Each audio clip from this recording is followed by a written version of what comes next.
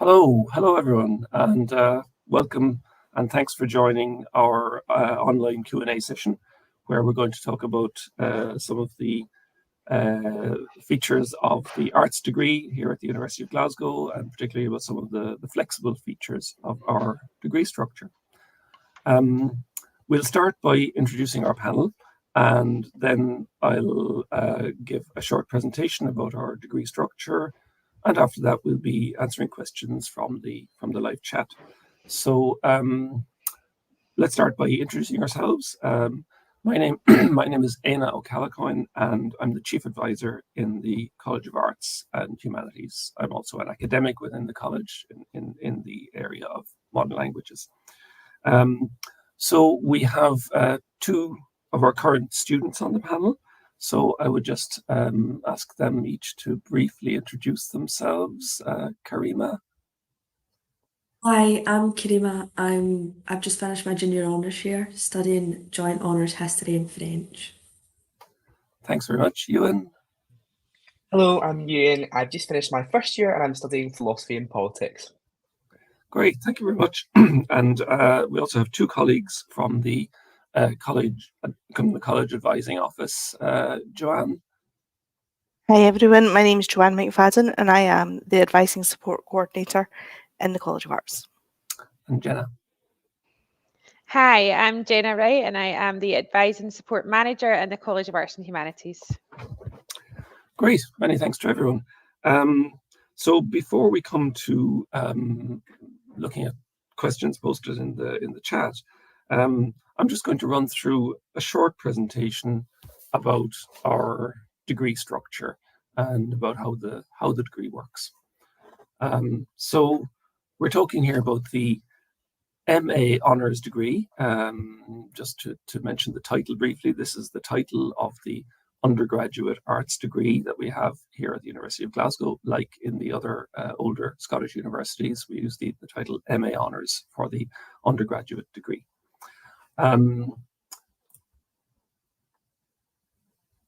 Here is a list of all the degree subjects that are taught within the College of Arts and Humanities here at Glasgow. So you can see a very wide range of subjects here. I'm not going to go through the list, but just you can see at a glance the range and diversity of disciplines that are taught within the College of Arts and Humanities here at Glasgow. Now, our students can study a single honours degree or a joint honours degree. Someone on a single honours degree programme will eventually, in the last 2 years of their study, focus on just one subject area. Whereas if you're on a joint honours programme, you will study 2 subject areas during the last 2 years of your studies. One of the flexible aspects of the degree is that there are points where you could potentially switch between single and joint.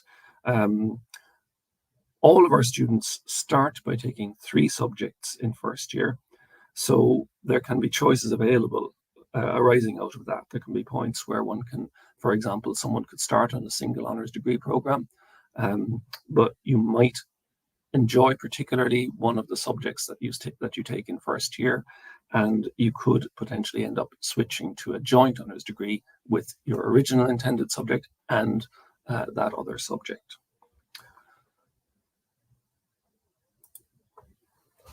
There are many degree combinations available, far too many to go through in detail. A very large number of combinations are possible within the subjects offered in the College of Arts and Humanities. And we also offer joint degrees in many of our subjects combined with subjects in social science or in science. And the social science and science subjects are listed here. So there is a huge range of joint honours degree combinations available. And indeed, as you'll see on the right-hand side there, some of the science subjects can also be studied as a single honours degree within arts. So geography, maths and psychology. In that case, you would be doing more arts subjects in your first and second year, but you would end up doing single honours in those subjects in the final 2 years.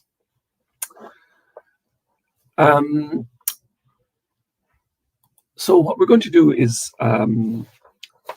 quickly look at a few examples of what an individual student's degree structure might look like, just to give you a broad outline of how the degree is structured over the years of study. The first one is an example of a typical joint honours degree structure. In this case, we've imagined a student doing a joint honours degree in history and philosophy. Now, the first thing to say here is that, like all of our students in first year, this student takes 3 subjects. So they've taken history and philosophy, and in addition, they have taken politics as their 3rd subject. Each of these 3 subjects, they take courses totaling 40 credits in each subject. And that means a total of 120 credits across first year. This student then continues on to level 2 history and level 2 philosophy in second year. They take another level 1 subject to study in their second year alongside their 2 main subjects. And then they carry on to do joint honours, history and philosophy. So dividing their work equally between history and philosophy in year 3 and year 4. Now, the moments of choice and flexibility come in at a number of points. Since you've taken 3 subjects in year 1, there is a possibility of switching direction at the end of year 1. So this student, for example, could have decided that at the end of year 1, they didn't want to continue with philosophy anymore, but they really liked politics. So they could have carried on to level 2 history and level 2 politics as their main subjects in second year. And they could have got on then to do a joint honours degree in history and politics. Or they could have carried on with philosophy and politics as their 2 main subjects in second year, doing a joint honours degree in philosophy and politics. Equally, towards the end of second year, they might decide that they actually would prefer to just do a single honours degree. So the student could have switched at the end of second year to doing single honours history or single honours philosophy, assuming that they reach the appropriate progression grades at the end of second year in either or both of those subjects. So there are these possible pathways that can open at different points in the journey. Now, here instead is an example of the structure of a single honours degree. This student would be doing single honours English literature. But again, like the joint honours student, this student must take 3 subjects in first year. So in this case, we're imagining a student who takes level 1 English Lit, classical civilization, and theatre studies. This student carries on to do level 2 English literature and level 2 classical civilization. Everyone has to carry on at least 2 of their subjects to level 2. So even though this is a student on a single honours degree plan, they must take 2 of their subjects to level 2. In this case, then they take level 1 English language alongside those in year 2. Just as an aside, in this case, they're doing a single honours degree in English literature, and they are required to take level 1 English language either in year 1 or in year 2 as a prerequisite for honours English literature. But this student, for example, could have decided at the end of year 2, they could have decided they wanted to switch to joint honours. They could have done joint honours English Lit and classics after year 2. Or they could even have switched to single honours classics after year 2. Equally, they might have changed direction at the end of year 1. They might have decided to carry on with, say, English Lit and theatre at the end of year 1. So there are choices there. Finally, our last example of a student curriculum is one of a student including the study of a foreign language. Any degree, whether single or joint honours, which includes a foreign language in the title, involves an additional year of study. It becomes a 5-year degree. In this case, we have someone on a joint degree, Spanish and philosophy. So they take level 1 Spanish, level 1 philosophy, and in this case, they've taken level 1 history of art as their 3rd subject. They carry on to level 2 Spanish, level 2 philosophy, plus another level 1 subject in second year.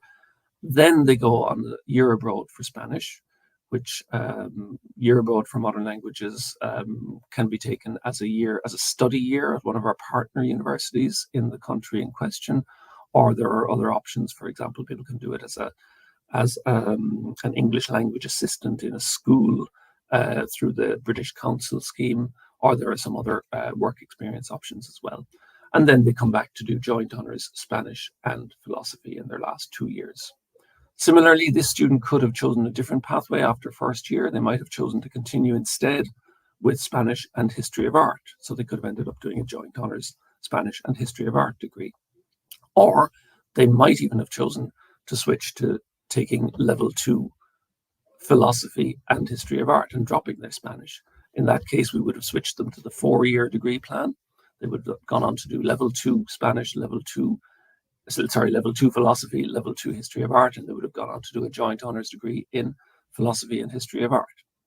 So once again, there are options there, or they might have switched at the end of second year, they might have switched to single honours philosophy, for example. In that case, they would have gone on to a 4-year plan again with no year abroad and would have completed single honours philosophy in their last 2 years. So once again, the choice of 3 subjects in year 1 is an important one. And you'll be getting further guidance on specific choices and combinations when it comes to the group advising meetings that we do in September before the beginning of the academic year. So I think that concludes my presentation, and hopefully we can go on to looking at some of the questions in the chat. So let me have a look. Sorry, I need to find the questions again. I think we've got one at the side there, Anna. If I am doing psychology and arts alongside Spanish, am I able to switch to psychology arts with psychology science?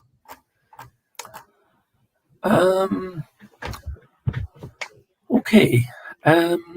So joint honours psychology and Spanish. The question is, I guess, is it possible to switch to psychology as a science degree? It might be, but we would have to have a look at the specifics of your curriculum in between first and second year.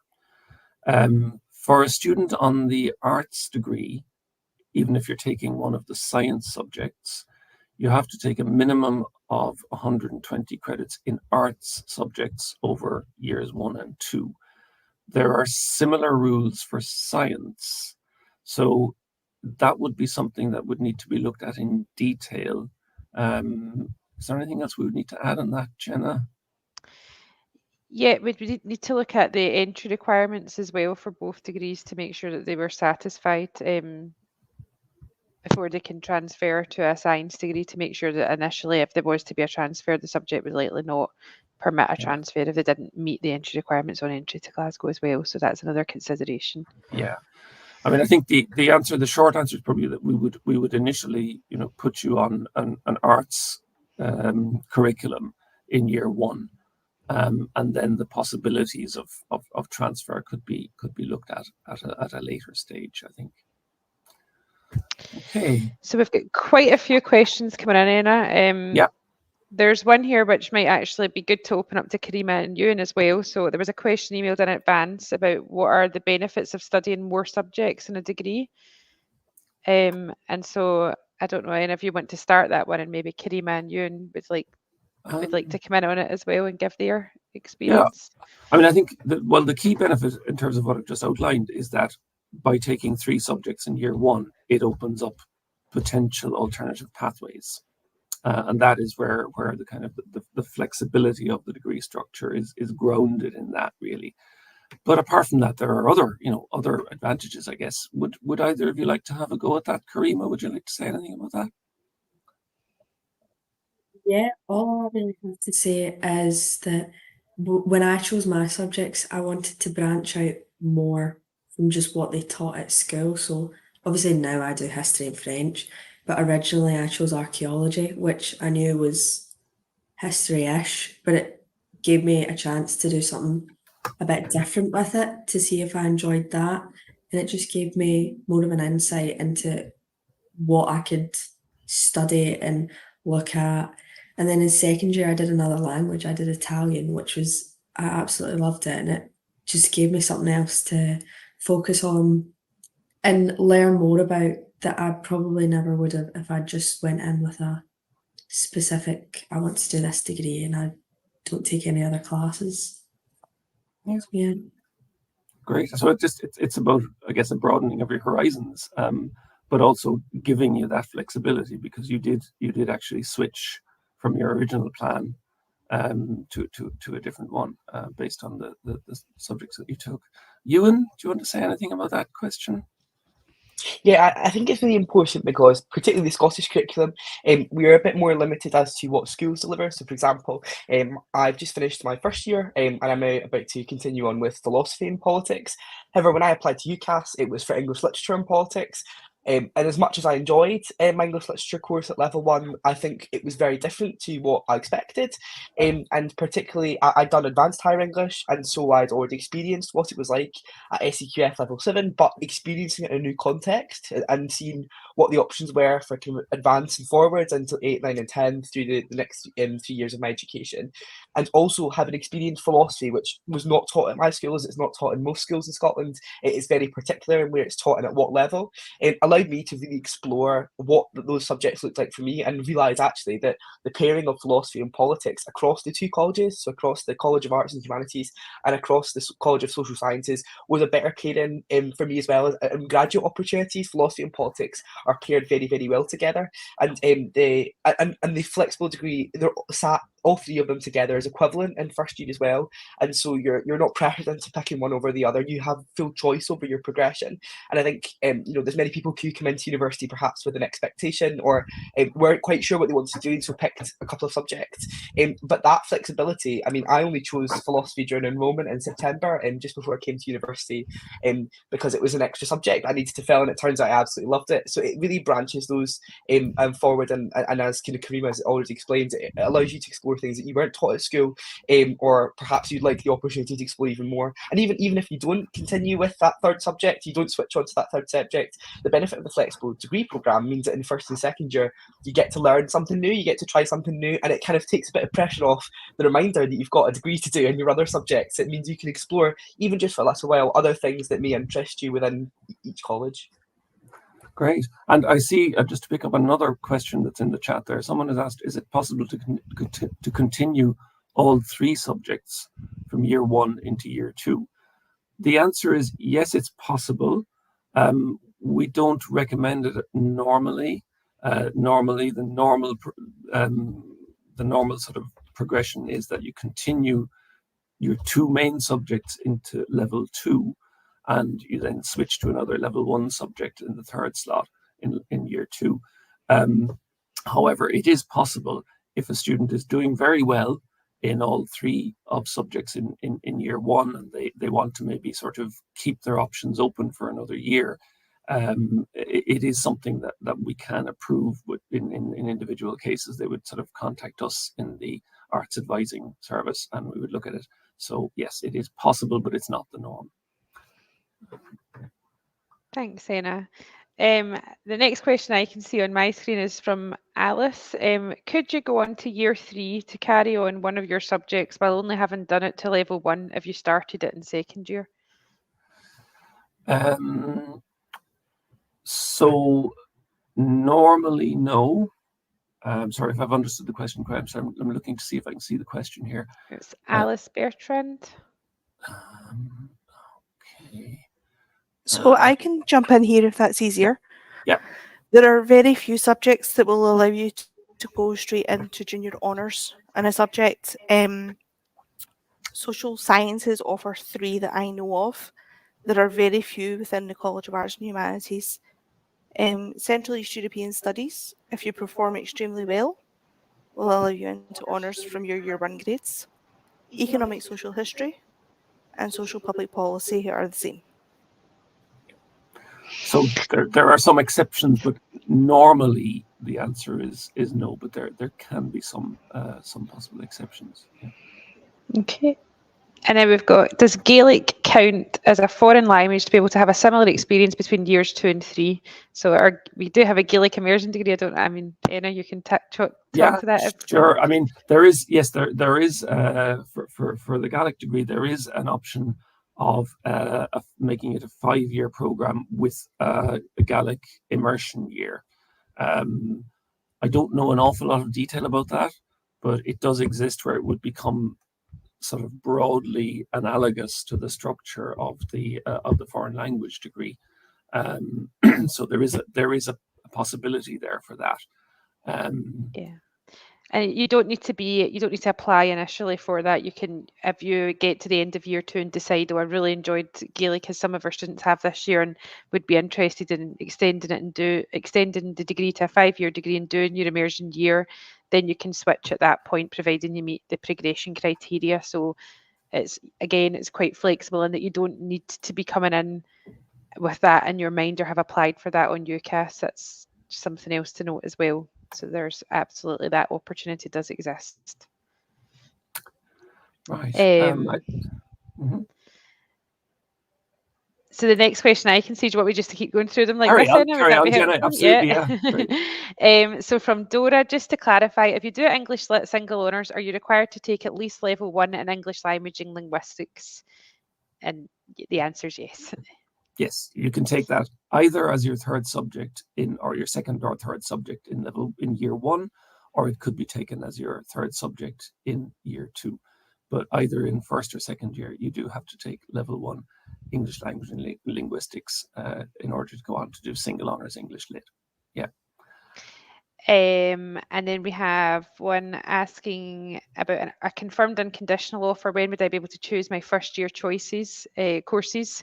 So that wouldn't be until registration enrollment opens in August. So you would get an access to account notification email sent out in mid-August, and thereafter, when registration enrollment opens, you would be able to select your choices at that point. Is it possible to switch from a joint to a single honours programme in the later stages of the degree?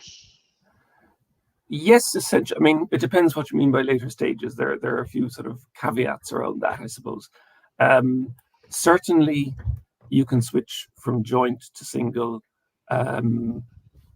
during or towards the end of or at the end of your second year. So assuming that you've completed your second year, now for progression to honours from year 2 into honours, in all subjects, there are some minimum grade thresholds that you have to meet. So you have to meet the progression threshold in your honours subjects. But assuming that you're on a joint degree programme, and you have met the grades needed in the subject in question, you could indeed switch to single honours in the final years. Most subjects are available as joint or single. There are a few exceptions which are only available as joint, but they can be seen in our web pages in terms of the degrees available. But yes, it is possible in most cases to switch from a joint to a single honours programme, and indeed vice versa. It should be possible normally to switch from a single honours programme to a joint degree programme after second year, assuming that you have met the progression grades for both subjects concerned. Okay, the next question I've got is, what English courses are you able to do within the joint programme? Joanne, I don't know if you want to talk to that one. Certainly. So we offer 2 different English degrees. We have the English Language and Linguistics degree, and we also have the English Literature. Now, year 1 and year 2 have standard courses. So for English Language, you would do English Language and Linguistics 1A and 1B. You would then move on to English Language and Linguistics 2A, 2B, and more information about the courses can be found on our course catalogue. English Literature, again, very similar to English Language. You have a 1A, 1B version. You then also have a 2A, 2B version. And then when you go into honours, there's a lot of variation about the courses available. And all that is published on our course catalogue if you want to go and have a look.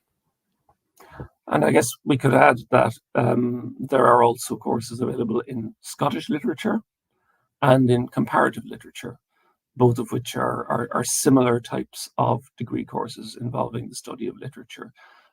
So those ones are other ones to consider, that you could consider perhaps as a third subject choice in year one or year two. Yeah. Brilliant. And the next question I've got on my screen might be good for both of our students here who are both doing joint degrees. So from Jan, are joint honours considered more work since there are two subjects, or do you do a similar amount of work as a single honours, just split between two subjects?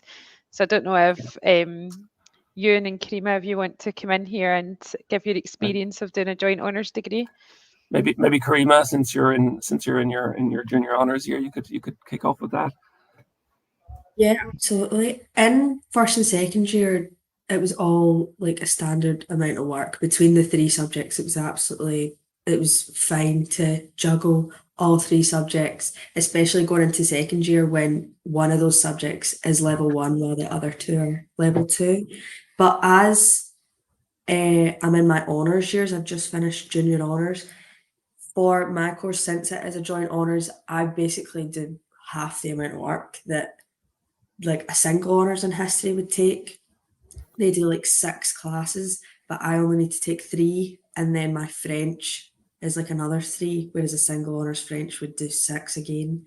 So I basically am doing half of that, but altogether it counts as the full amount of credits split. It is still a lot of work, obviously, and I do need to keep on top of it, but it's never too much, or I'm never doing the same amount that a single honours student is doing in one subject. So it just is about time management as well. If you know how to split your focus between, especially for me, I'm doing a language at one point and then I'm totally switching to something else, something completely different. But I don't find it's too much for me personally. And even in the junior honours year, when it is getting harder and there's more work and you need to really bog down and focus, I find it all right. Great. I mean, Ewan, obviously you're at an earlier stage, but do you want to say something about how it is managing the workload between the three subjects? Yeah, and I think it's really important, as we've kind of discussed already, that if you're doing a joint honours degree, it's not properly decided you're doing a joint honours degree until you're about halfway through your course. Honours is not guaranteed. And so your first 3 years is really that exploration. And again, you have that ability to chop and change and decide what is it you really want to do. And for me, I've always been kind of dead set on wanting to do a joint honours because I wanted to explore more than one thing. Sometimes doing only one subject, you want something to kind of be able to escape from one another and to explore more pathways and options. For example, in politics, I'm learning about political philosophy, and in philosophy, I'm learning about the history of political philosophy and vice versa. A lot of these subjects feed into each other, and even, they're two different colleges. A lot of the subjects will always, if you're doing English literature, a lot of culture will come up, or history will come up in the culture of the topics. And so having the breadth of all of these different subjects allows you to explore all of those really well. And I think that balance of workload is really important. And in first year, I did 3 advanced hires and a hire. In 6th year, I don't know why, but that I think allowed me to kind of prepare a bit more for coming in here. But even if you haven't done that, even if you've come from higher, if you've come in from 5th year, a lot of my peers, a lot of my friends, we've just finished first year. It's about that balancing act. What I will say as well, particularly for people who are hopefully coming here in the next session, is it's about balancing first year with the activities and with getting to know everyone as well. First year is not about, continually just being in the library every day. And it's great to go and visit those kind of places and ensure that you're keeping on top of your studies. But it's about balancing, the new kind of found studies and freedom of university with learning more about all the different courses. I've got most of my friends are on finance, are on STEM as well. And so I get to learn a bit more about what they're doing. They get to learn what I do. And that's really important as well. Your first year, you should be able to enjoy it. And so that's what the joint kind of the flexible degree program allows you to do. You're allowed to go through the breadth of all of these different subjects, explore them at this kind of level 1 to see what you want to follow on with. And then you get to kind of narrow that down as you get towards second year. But remembering in first year, ultimately, it's about kind of exploring those through the flexible degree program, but also enjoying yourself and learning and meeting other people also doing so as well. Thanks very much, Ewan. Thank you. The next question I can see on my screen is, can we have a subject change at year 2 for 2 subjects? Right. I guess just I'm not entirely sure what the question is asking. I guess it's saying do you have to take 2 of your subjects through from year 1 to level 2? Yeah. Yeah. So the short answer is we do normally require that you take 2 of your year 1 subjects through to level 2. There are possibly slight ways around that, because there are 1 or 2 subjects in which you can go straight into level 2, having done another year 1 subject. If I take an example, for example, someone who does level 1 English literature could go straight into level 2 comparative literature. But normally, yes, you have to take 2 of your subjects through from level 1 to level 2, even if you're on a single honours degree plan. Thanks, Enna. And the next question is about languages. So Enna is our representative from the School of Modern Languages and Culture, and Karima is a student in that school. This might be best for you to answer. Have you found it possible for students to study 2 languages within first or second year? Short answer, yes. Yes, we have many students who do a joint degree in 2 languages. We have many students who are doing 1 language as part of their degree program, and who take another language as their 3rd subject in first year. We offer all the languages, all the degree languages are offered as a beginner's course in first year, and they can continue on to lead to degree level. So it is entirely possible for a student to take 2 languages. We would usually discourage taking 2 beginners languages, as we find that can lead to some workload problems. But yes, you can certainly take 2 languages. Karima, have you any thoughts on that? You mentioned taking Italian as part of your second year curriculum. Yeah, so in first year I only took the 1 language, and it was at non-beginners level because I had done French at school before. But in second year, when I moved on to do level 2 French, I picked up level 1 Italian. I thought it was really fun. I thought it was great. I went in at beginners level, so there was no pressure, and it was fun just to learn this other language as like a hobby almost, while also making sure I did the work and focused and actually learned. But it was a great way to take the pressure off.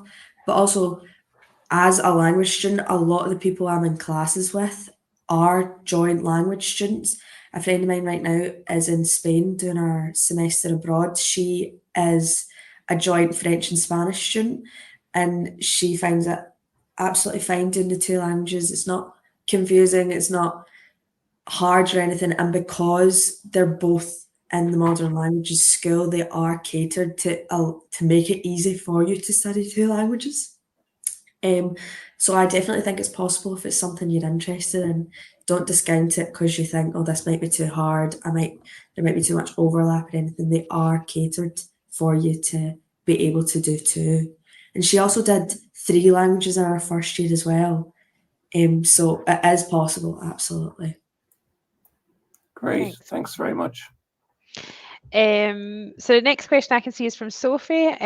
Joanne, I don't know if you want to take this one. It relates to doing 2 subjects that are normally seen as very opposite. For example, biology and English. Would that be possible to do a joint programme for those 2 subjects? Yep, certainly. So it depends on the degree that you've applied for this one. Unfortunately, biology is not one of the subjects we're able to offer within the College of Arts and Humanities. If you've applied for a BSc, there are some life science degrees that allow you to pick up English as potentially an elective subject. Thanks, Joanne. Just, I guess, to elaborate on that, yeah, there are, just to go back again to mention what I said in the presentation, there are some science subjects which can be combined as joint honours with arts subjects.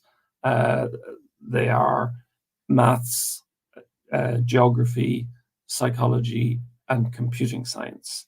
They exist as joint honours degrees that can be taken in arts with a range of different arts subjects, but unfortunately not biology.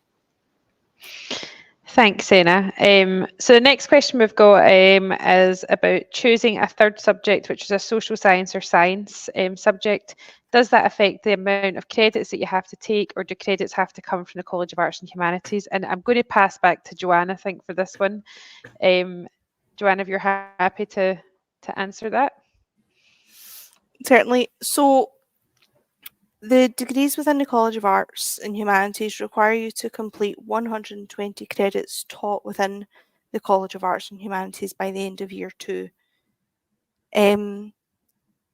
Science and social sciences are not counted as arts and humanities credits, but we do offer some single degrees in those. It would depend on the subjects that you take alongside the subject in the first place. So if you were to take, say, psychology, level 1, there would be an expectation of you to take 2 subjects taught by the College of Arts for the remainder of your first year. That would give you 80 credits taught by the College of Arts and Humanities. You would then carry one of those subjects into the second year, which would give you your 120 credits. Thanks, Joanne. That's great. Okay, so the next question I've got is from someone from the US university system. So they're asking how registration for courses work. Are all students guaranteed to get spots in relevant courses, or is it a bit like a race? So it's an interesting one. So essentially, if you've applied for a joint degree, you're guaranteed a place in those 2 subjects. So if you apply for English Lit History, for example, you're offered a joint degree, you're guaranteed a space in both subjects. The third subject, then you're not guaranteed a space in, and it would be subject to availability.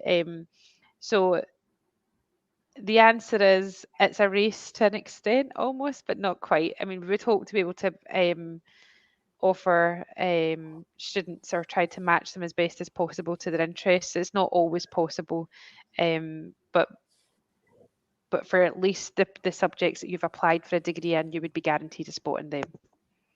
Just to jump in, as someone who's just experienced it in first year, so I did it in September. So I think to provide a bit of context, some of it is a bit like a race. So what you apply for on UCAS, or if you're applying internationally, what subject you apply for, as Jenna said, you are guaranteed that. So all you need to do when you do registration is you're picking. What the good thing about Glasgow University is, for a lot of these subjects, you get to pick and build your own timetable. So based on times and things like that, and it will show you, your availability, and it will show you how when you build them. When I was doing registration, for example, so I was guaranteed English literature and politics because at the time I'd applied to UCAS, which is our university applying system, to have both of those subjects. And so I wasn't guaranteed philosophy. In fact, I was trying to pick some other subjects, and you basically log on and it'll show you a different list of all of the different subjects that you will need to build up those credits. And so the system, there's guides and things like that sent out during the time. It does look a bit overwhelming at first because it is a back-end system, to pick all of these different credits, but it is very helpfully explained in all of the guides and things that are sent out along with your login details. And it is really important as well. It will show you any clashes in timetables as you're building them, but it is to an extent, when you're picking these subjects. And so the important thing is, when you're researching beforehand, when you're thinking about these first subjects, as has been mentioned in the chat already, there's really helpful videos on all these different kind of 10-minute tasters and things like that. Don't just have your heart set on one because you might not get it. There is a good system whereby, for example, if politics, there's automatically an assigned amount of people who have spaces in politics for that year and who've got it guaranteed, but sometimes things change, and so there will be spaces made available as well. And so there's things like waitlists, and you can contact the advising team directly during this process, and they can provide that support. But my suggestion is, I didn't really know kind of what I wanted to do. I kind of was thinking about something like sociology or philosophy or something like that, or social and public policy. And I got to do philosophy because I kind of just selected it as part of it. But I would very much suggest beforehand doing some research on having a couple that you'd like to kind of think about, because there may be timetable clashes which mean you can't do it, or there may be, you know, no spaces in that subject. Some of these are particularly popular, and you can only have that entry in first year if you've got that, depending on what it'll say on the University of Glasgow website. But it's really important to keep a couple in mind rather than having your heart set on 1/3 subject and then, you know, not getting it. But there's always support available. You won't be left stranded. There's in August into September, just before freshers, there's also an advising session where everyone will come in, and the arts advisors help as well, for those who don't have a third subject yet or have issues with that as well. So everyone will have a third subject before they come in first year. There's no need to panic about that. But it's you know, it may not be the one that you absolutely want to do. But again, you'll have that opportunity in second year as well when you come to choose a third one in second year. Yeah, that's great. Thank you very much. Wonderful advice. That's great. And I guess the advice would be, if you know which one you would like to do as your third subject, as soon as registration and enrollment opens, then it's best to try and enroll in that sooner rather than later. All right, I think we've got a few more questions here. So I have received my offer for music and theatre studies, and I've now identified the BMUS course, the music course. Is there a way I can change over to this course? I've only used 4 out of 5 of my UCAS choices.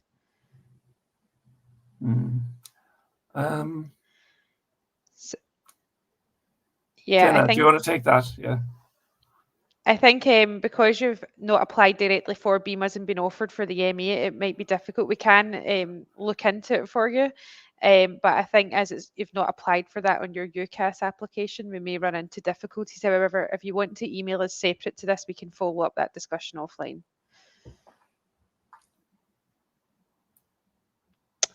And I think there's one more question I've got starred in front of me. Is there an opportunity to get a taster of a few courses to help make the decision on your third subject in first year? So for that, I would say we don't have taster courses as such. We do have the course catalogue, which has all of our course descriptors and can give you an idea of the aims, intended learning outcomes, the assessment format, what type of assessment it is. So whilst we don't have taster courses as such, I would strongly recommend anybody who's kind of wanting to investigate at this stage what a course might look like to go and look on the course catalogue, which is available on our Future Student Hub, which I know has just appeared on screen a minute ago. But the Future Student Hub's on the College of Arts and Humanities web pages, the homepage. So there's a link in the chat for it, I think. So yeah, and I see that there's also a link for these short 10-minute intros for different subjects. Yeah. Yes, so that's another thing. Yes, the subject intros will be very helpful, hopefully, to help give you an idea of what it is. But unfortunately, we don't have taster courses as such, but hopefully the information that you can browse in your own leisure will help form your decision. Some subjects also have reading lists on them as well. That's on those pages with the course catalogue, and I think that's really advised as well. It shows you the kind of things you could expect to be reading, depending on. I know it's some of the offer holder days as well. For example, English literature was handing out reading lists and things like that for the year ahead, and so those kind of readings are particularly foundational for a lot of things like politics, English literature, English, like all these kind of things. Having a grasp of what kind of things you'd be reading as well allows you to kind of gauge interest in what you'd be doing, even just in first year as well. Thanks so much, Ewan. That's really helpful. There's one other question I can see here from Holly Davis. Is there an opportunity to switch your third subject within the first few weeks of starting if you're not really enjoying it? Yes, up to a point. You can change courses within the first 2 weeks of the semester. But not any later than that. Now, it can sometimes be a little bit difficult if the course that you want to switch to is already full. So there can be some limitations. There can be some practical limitations on that. But within the rules, it is possible to switch within the first 2 weeks of semester. But as I say, it doesn't always work out very straightforwardly, because it can be the case that a course may be full already. However, what I would say here is that another possibility, which we didn't really cover because we didn't have that much detail in the presentation I did, you could also switch subjects between semester 1 and semester 2 in some cases. So if you're in a course that perhaps your third subject that you picked in semester 1, you're finding it's not quite what you expected, there are, in some cases, in some subjects, it is possible to switch into a subject for the semester 2 course. So there is that possibility of an element of making a sideways move at the end of semester 1 and going into semester 2 in your first year. Any other thoughts on that? No, I think that's us. We've had a few more questions coming in there while you were chatting, and one specifically for Ewan and Karima. So from Martin, what has surprised you from the different subjects you've tried, and how has this affected your later choices? So I don't know who wants to go first. There, Ewan has unmuted first, so we'll pass over to Ewan first of all. Thanks. I think for me, particularly because I studied advanced higher English which is the same SEQF level in my last year of secondary education, and I did advanced higher modern studies, which is quite similar to politics as well. I was expecting it to be very, very similar, when in fact it was very, very different. And the SQA course is very set in stone. You do a dissertation over the year, you do a final exam, and that's it. Whereas the coursework that you do is more flexible. So, for example, in year 1, you get graded part of your contribution in tutorials and seminars and things like that across a lot of subjects, which is great. You also you get opportunities to retry coursework if they've had issues. The university is very understanding as well on coursework deadlines. As someone with a disability as well, the flexible kind of deadlines and disability have been really helpful. And if I've had any kind of influx and issues with my disability, I've been able to extend that. Whereas with the SQA, trying to do something like that would be pretty much impossible. And so the abilities for assessment and examination are more holistic, they're more fair. You feel like when you get the grades back at the end of semesters, so at the end of those kind of terms, and at the end of the year, you do feel like that work has been valued a lot more, because you've been able to pull a lot of that work from across that. But the courses are, for me, English literature particularly is very different from advanced higher English and even higher English, because it focuses specifically on the literature, the history of the literature, all of these different things. Again, more information is available on the details in the course catalogue. But first year 1A for this year was poetry, and so we never really focused on poetry, and a lot of schools never do poetry, and so that was an insight, and you were doing pure poetry a lot of the time, and the understanding of that for your first semester. Politics is really interesting for me, particularly because it's something I was always really interested in. So I got to have an insight into that. And the courses are done in a way in which, 1A was about the introduction to politics and 1B was about international relations. So you do get a real breadth. And I think the important thing as well is if you're picking a subject you're not really sure about, you're not thrown in at the deep end and expected to understand everything. It's expected that, a lot of these people, if you do politics, a lot of my friends who do politics have maybe even take it as a third subject, have never taken it before. And so, me with having the knowledge and them with not having done the subject before, we're put on equal footings and we're supported equally in that measure, even if we're kind of progressing to second year with that subject or not. And philosophy's really surprised me because I never got to take it, and it's now part of my degree programme. And so I think that's been really exciting, is that the things that I thought I knew about each subject were very, very far from it. I've loved taking part in every subject, and that flexible degree programme has also allowed me to explore what I love about each subject and then understand that as I'm progressing forward into year 2. Thanks so much, Ewan. I'll pass over to you, Karima, just to chat a little bit about your experiences. In my first and second year, when I was doing the flexible degree programme, for French specifically, I think I had more of a surprise, because in school it was all just studying the language, learning the language. But when I went to university, they also make you pick culture classes, which is sort of like French literature almost. So I was reading novels and poems and studying French people and what that was like. So it was something very different from just at school, what you learned in school, like here's verbs, here's the sentence structure. So all that's completely different, and that is continued into my junior honours. So I study French language, but I also had to do French culture classes, and I did a French poetry class this year, which I found very interesting, and then a novel class, and there's other classes that you never thought you could do from taking a language, but it is really interesting, and it just really broadens your knowledge so much more on this language that you're studying. So you learn more about the country itself as well. And I feel like I'm in a very unique situation as well. When I was in first year, it was all online because of COVID. So when I picked archaeology, I had no idea what I was going into really, but I knew it was sort of like history and I had a really great interest in history. So I thought this would be a great alternative. And I never really got to experience archaeology at its fullest because it's kind of a practical subject as well. So I never really got out to digs or excavations or anything, which I think are part of the archaeology course in first and second year. So I was a bit disappointed. I know that couldn't be helped because of the pandemic, but that was, I feel like I could have got such a better experience from it if I could have partaken in that. So yeah, that would have been really interesting to witness a more practical side of archaeology. But yeah, it did affect my choice because my original degree was archaeology, but because I never got that experience, I ended up switching to history, and then at the end of second year, I ended up switching to history and French. So it is kind of like a domino effect. Thank you very much, both. That's great. Do we have any other questions that we can? I think we've got one last question here, Anna. Just wondering if there's a list of subjects you can pick in August. I think the answer to that is yes, there is. But I wonder if Ewan, given you've recently went through registration as a first year, you can chat a bit about what your experience was there.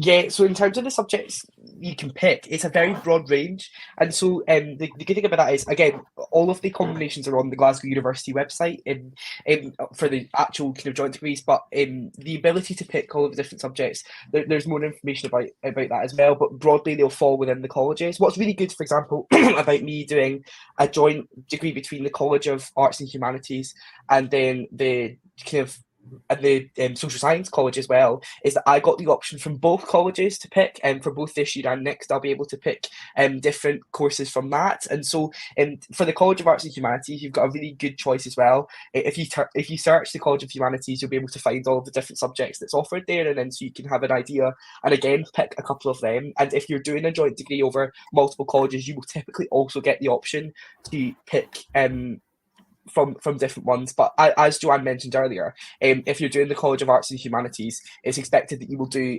if you're doing a joint degree over two colleges, you'll do two from the College of Arts and Humanities to get those credits. So usually it will typically be, for example, I'm doing my politics from the College of Social Sciences, so then I have to do my other credits this year from the College of Arts and Humanities, which is the philosophy and is the English literature as well. But all of that information is there. But the other thing is, on registration, it tells you what one you can do, and so you can't go wrong and accidentally click on a subject you can't do.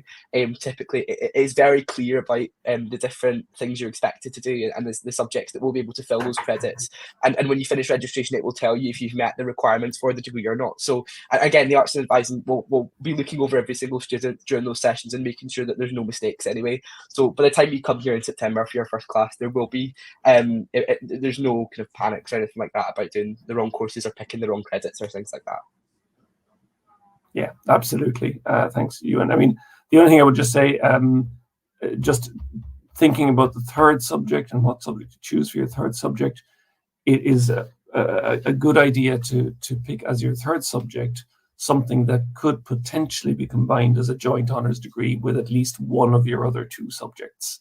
And you can see the list of you can see the joint honours degrees available on our website by clicking through from the subjects, from the individual subjects. But it's a good idea to keep at least one potential other joint honours degree option open by picking your third subject carefully. Anything else, or are we nearly done? I think that is us. We've reached the end of the questions that we had, so I think we are all finished. Thank you so much to everybody, including Karima and Ewan, and to all of the offer holders who have asked such excellent questions throughout it. And yeah, I think it's been a really useful session.